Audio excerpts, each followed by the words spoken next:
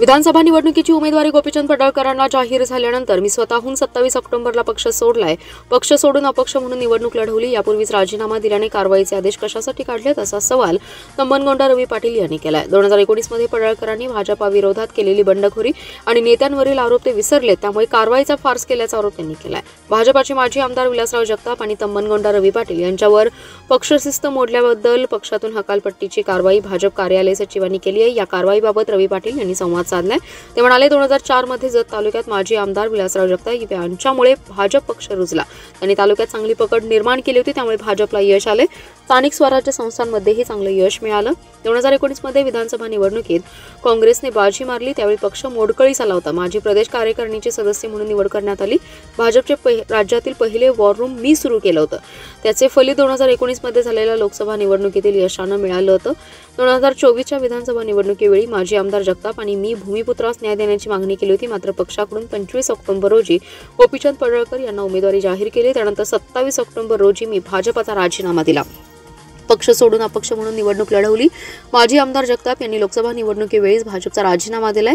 आम्ही स्वतः राजीनामा दिला असताना आता हकालपट्टीचा फार्स कशासाठी करण्यात आलाय असा सवाल रवी पाटील यांनी उपस्थित केलाय. विलासराव जगतापांनी पश्चिम महाराष्ट्रामध्ये सांगली जिल्ह्यामध्ये पहिलं भाजपचा आमदार निवडून आणलेले सुरेश भाऊ काडेंच्या रूपानं. खरं भारतीय जनता पक्षाची सुरुवात विलासराव जगताप साहेबांनी केली. नंतरच्या काळामध्ये 2019ला यावेळी जगताप साहेबांचा पराभव झाला, त्यावेळी काँग्रेसचं विक्रम सावंत जतमधनं निवडून आले. त्यानंतर 2 वर्षांनी भारतीय जनता पक्षाचं पूर्ण संघटना मोडकळीत झालेलं होतं. बावनकुळे साहेब आणि देवेंद्रजी फडणवीस साहेबांनी मला विधानसभा प्रमुख म्हणून भारतीय जनता पक्ष संघटनेचे कामासाठी मला नेमणूक केली.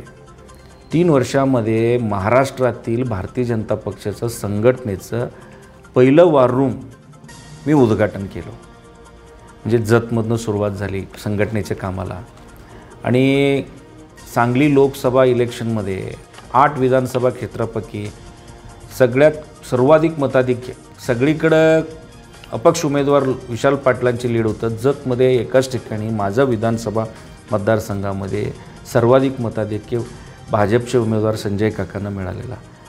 ही माझं कामाचं पोच आहे, भारतीय जनता पक्षाचं संघटनेचं पोच आहे.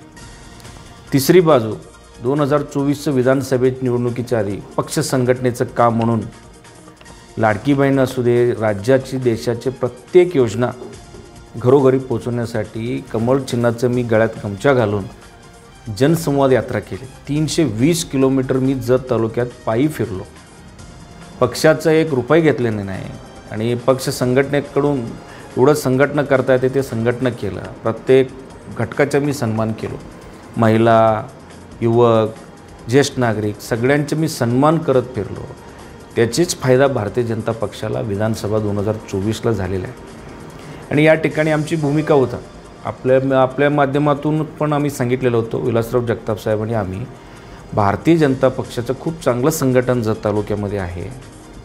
2024ची निवडणुकीत स्थानिक भूमिपुत्राला जर विधानसभेला आपण संधी दिलं नाही तर आपण बाहेरच्या उमेदवाराला स्वीकारणार नाही. उपरा उमेदवार आम्हाला नको आहे. आम्ही निवडणूक सक्षमपणे जिंकू असं आम्ही पक्षाला, वरिष्ठांना, देवेंद्रजींना, बावनकुळे साहेबांना सांगितलेलं होतं. आणि आपल्याही माध्यमातून आमची भूमिका काय होतं, भूमिपुत्राला संधी नाही दिलं तर आम्ही भाजपचं काम करणार नाही. या भूमिकेशी स्पष्टपणे आम्ही त्या भूमिकेसोबतच गेलो, भूमिका बदललेलं नाही. आणि आज आपण विचारतोय माझ्यावर मुकुंद कुलकर्णींनी कारवाईचं पत्र काढलेलं आहे. यामध्ये मला असं वाटतं आहे की भाजप विरोधात मी लढलेलो आहे. 2024ची विधानसभा त्याला 3 महिने अधिक होऊन गेले. आता आपणच पार्टी सोडलेलं आहे. 25 ऑक्टोबरला माझी उमेदवारी पक्षाने कट केल्यानंतर आम्ही ज्या दिवशीच पक्षाचं सर्व पदाचा राजीनामा दिलेला आहे. मी विधानसभा प्रमुखाचा राजीनामा दिलो आणि प्रदेश कार्य समितीचं सदस्याचा राजीनामा दिलो.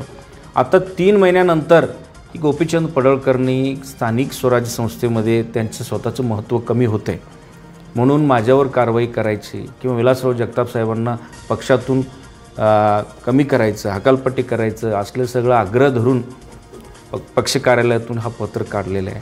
पण मला यामध्ये असं वाटतं की मी सगळ्यांशी तालुक्यात चर्चा केलो.